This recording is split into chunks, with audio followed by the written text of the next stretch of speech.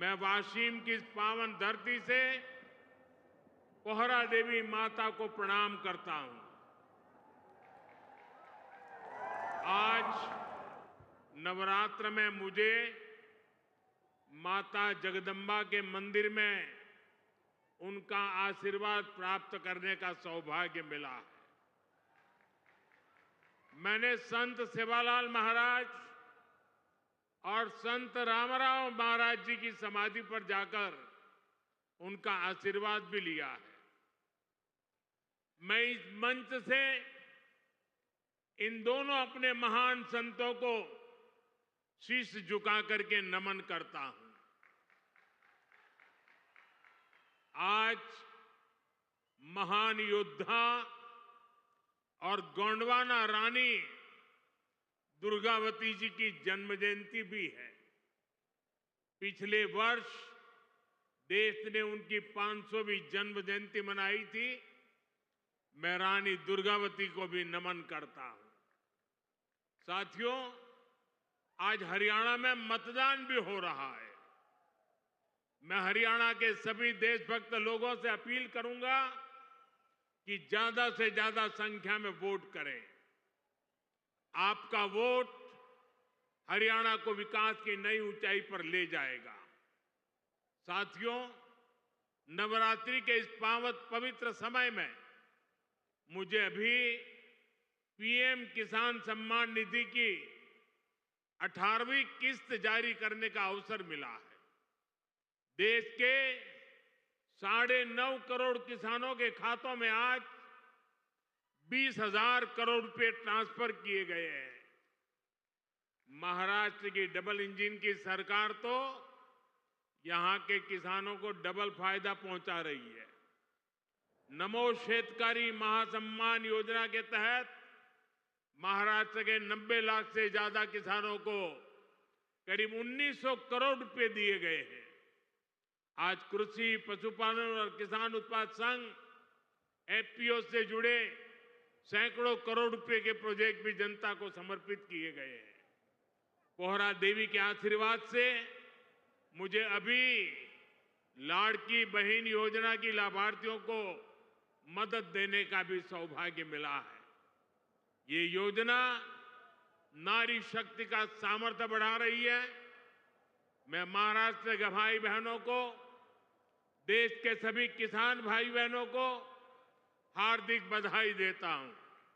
साथियों, आज यहां आने से पहले मुझे पोहरा देवी में बंजारा विरासत संग्रहालय के लोकार्पण का भी सौभाग्य मिला है।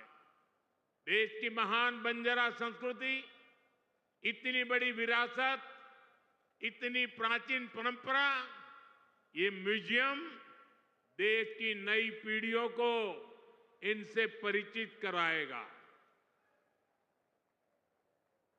और मैं आप सबसे आग्रह करता हूं, ये जो मंच पर बैठे हैं उनको भी आग्रह करता हूं कि आज जाने से पहले ये बंजारा विरासत संग्रहालय देख करके ही जाना।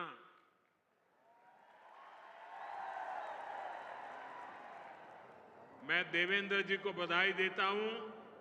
इन्होंने पहली सरकार के समय जो संकल्पना की और इसने उत्तम तरीके से आज मैंने इसको बना हुआ देखा, मन को बहुत ही संतोष हुआ, आनंद हुआ। और मैं तो आपसे आग्रह करूंगा, आप तो देखें, आपके पूरे परिवार को बाद में समय निकाल करके इसे देखने के लिए जरूर भेजें। मैं अभी पोहरा देवी में बंजारा समुदाय के भी कुछ महानुभावों से मिलकर के आया। इस म्यूजियम के जरिए उनकी विरासत को जो पहचान मिली है, उसका संतोष और गर्व का भाव उनके चेहरों पर था। मैं आप सभी को बंजारा विरासत म्यूजियम की बधाई देता हूं। साथियों, जिसको किसी ने नहीं पूछा, उसको मोदी पूजता है। हमारे बंजारा समाज ने भारत के सामाजिक जीवन में, भारत की निर्माण यात्रा में बहुत बड़ी भूमिका निभाई है। कला, संस्कृति, आध्यात्म, राष्ट्र रक्षा, व्यापार, हर क्षेत्र में इस समाज के महापुरुषों ने, महान विभूतियों ने देश के लिए क्या कुछ नहीं किया। राजा लखी शाह बंजारा, उन्होंने विदेशी शासकों के कितने अत्याचार सहे, उन्होंने समाज की सेवा में अपना जीवन समर्पित कर दिया। संत सेवालाल महाराज, स्वामी हाथीराम जी, संत ईश्वर सिंह बापू जी, संत डॉक्टर रामराव बापू महाराज, संत लक्ष्मण चैतन्य बापू जी, हमारे बंजारा समाज ने ऐसे कितने ही संत दिए जिन्होंने भारत की आध्यात्मिक चेतना को असीम ऊर्जा दी। पीढ़ी दर पीढ़ी, सैकड़ों हजारों वर्ष से समुदाय भारत की संस्कृति और परंपराओं को सहेजता और संवारता आया है। आजादी की लड़ाई के समय अंग्रेज सरकार ने इस पूरे समुदाय को ही अपराधी घोषित कर दिया था। लेकिन भाइयों बहनों, आजादी के बाद ये देश की जिम्मेदारी थी कि बंजारा समाज की चिंता करे, उन्हें सही सम्मान दे। और उस समय कांग्रेस की सरकारों ने क्या किया? कांग्रेस की नीतियों ने इस समाज को मुख्य धारा से काट कर रखा। आजादी के बाद कांग्रेस पार्टी पर जिस परिवार ने कब्जा किया, उसकी सोच शुरू से ही विदेशी रही है। अंग्रेजी हुकूमत की तरह ही ये कांग्रेसी परिवार भी दलित, पिछड़ा, आदिवासियों को अपने बराबर नहीं मानते। इन्हें लगता है भारत पर एक परिवार की ही हुकूमत रहनी चाहिए, क्योंकि अंग्रेज उन्हें ये हक देकर गए थे। इसलिए उन लोगों ने बंजारा समाज के प्रति हमेशा अपमानजनक रवैया बनाए रखा।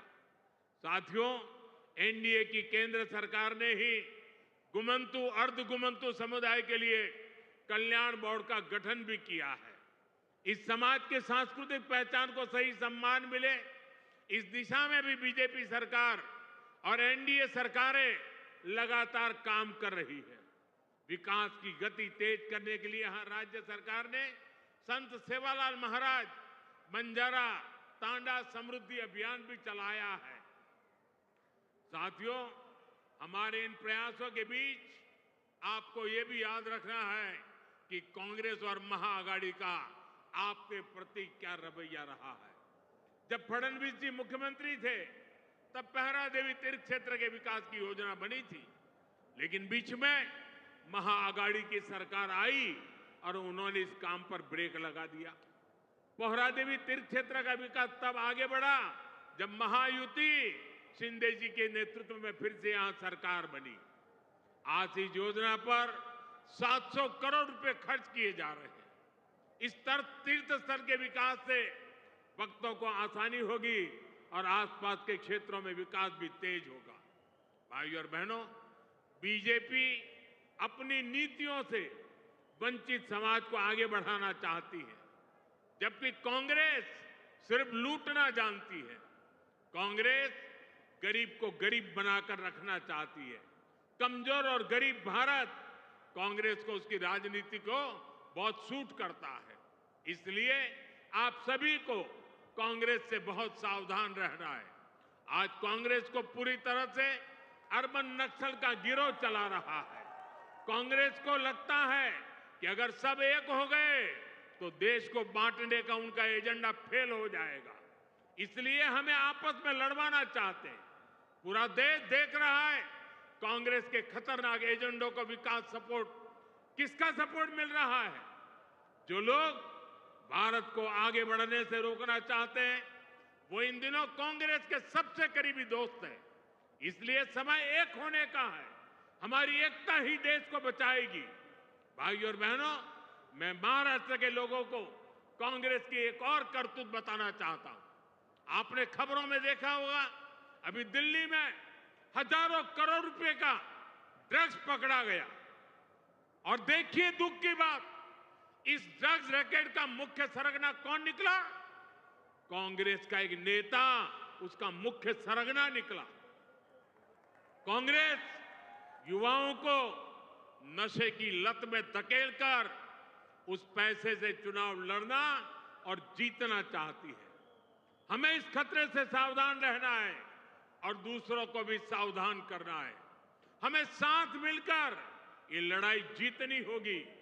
साथियों, आज हमारी सरकार का हर निर्णय, हर नीति विकसित भारत को समर्पित है और विकसित भारत का बहुत बड़ा आधार हमारे किसान हैं।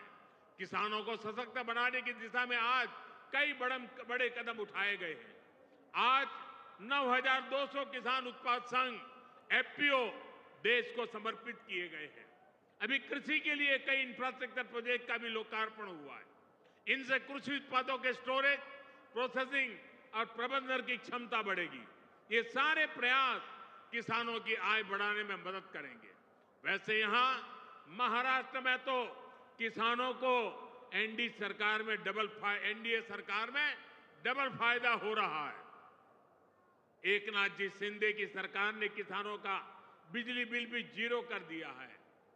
आमच्या शेतकऱ्यांना विजेचे बिल मिळत आहेत, त्यावर शून्य लिहिलेले आहे ना। साथियों, महाराष्ट्र के किसानों ने, विदर्भ के किसानों ने कई दशकों तक बड़े संकटों का सामना किया है। कांग्रेस और उसके साथियों की सरकारों ने किसानों को बदहाल और गरीब बनाने में कोई कोर कसर नहीं छोड़ी थी। यहां जब तक महाआघाड़ी की सरकार थी, उसके दो ही एजेंडे थे। पहला, किसानों से जुड़ी परियोजनाओं को ठप करना। दूसरा, इन परियोजनाओं के पैसे में भ्रष्टाचार करना। हम केंद्र से महाराष्ट्र के किसानों के लिए पैसा भेजते थे, लेकिन महाआघाड़ी सरकार उसमें बंदर बांट करके खा जाती थी। कांग्रेस ने हमेशा किसानों का जीवन मुश्किल बनाया है। वो आज भी वही पुराना खेल खेल रही है। इसलिए कांग्रेस को पीएम किसान सम्मान निधि योजना पसंद नहीं आती। कांग्रेस इस योजना का मजाक उड़ाती है, किसानों को मिल रहे पैसों का विरोध करती है, क्योंकि किसानों के खातों में जा रहे पैसों से उनको जो कमाई करनी चाहिए, उनको जो कटकी करनी चाहिए, भ्रष्टाचार करना चाहिए, उसका अवसर नहीं रहा है। आज पड़ोसी राज्य कर्नाटका को देखिए, जैसे महाराष्ट्र में महायुति सरकार किसान सम्मान निधि के साथ अलग से पैसे देती है, ऐसे ही कर्नाटका में बीजेपी सरकार देती थी। यहां कर्नाटका के मेरे कई बंजारिया परिवार यहां आए हुए हैं, लेकिन जैसे ही कर्नाटका में कांग्रेस की सरकार आई, उन्होंने वो पैसा देना बंद कर दिया। वहां की कई सिंचाई परियोजनाओं से राज्य सरकार ने मुंह फेर लिया। कर्नाटका में कांग्रेस ने बीज की कीमतें भी बढ़ा दी। हर चुनाव से पहले कर्ज माफी का झूठा वादा कांग्रेस का पसंदीदा हथकंडा है। तेलंगाना में ये लोग कर्ज माफी का वादा करके सत्ता में आए, लेकिन सरकार बनने के बाद इतना समय गुजर गया, अब किसान कुछ पूछ रहे हैं कि उनका कर्ज माफ क्यों नहीं हुआ। भाइयों और बहनों, हमें भूलना नहीं है, महाराष्ट्र में भी कांग्रेस और महाआघाड़ी सरकार ने सिंचाई से जुड़े कितने कामों को रोक कर रखा था। जब एनडीए सरकार आई, उसने इस दिशा में तेजी से काम किया। महाराष्ट्र सरकार ने वैनगंगा, नलगंगा नदियों को लिंक करने की योजना को मंजूरी दी है। करीब 90,000 करोड़ रुपए की इस परियोजना से अमरावती, यवतमाळ, अकोला, बुल्डाना, वाशिम, नागपुर और वर्धा में पानी की कमी को दूर होगी। महाराष्ट्र की सरकार कपास और सोयाबीन की खेती करने वाले किसानों को आर्थिक मदद भी दे रही है। किसानों के खातों में कपास और सोयाबीन के लिए 10-10 हजार रुपए दिए जा रहे हैं। हाल ही में अमरावती के टेक्सटाइल पार्क का शिलान्यास भी किया गया। इस पार्क से कपास किसानों को बड़ी मदद मिलेगी। साथियों, हमारे महाराष्ट्र में देश की आर्थिक प्रगति का नेतृत्व करने की असीम क्षमता है। ये तभी होगा जब गांव, गरीब, किसान, मजदूर, दलित, वंचित सबको आगे बढ़ाने का अभियान मजबूती से चलता रहेगा। मुझे विश्वास है आप सब अपना आशीर्वाद बनाए रहेंगे। हम सब साथ मिलकर विकसित महाराष्ट्र, विकसित भारत के सपने को पूरा करेंगे। इसी कामना के साथ मैं एक बार फिर हमारे किसान साथियों और मेरे बंजारा समाज के सब भाई बहनों को बहुत बहुत बधाई देता हूं। मेरे साथ बोलिए, भारत माता की, भारत माता की, भारत माता की।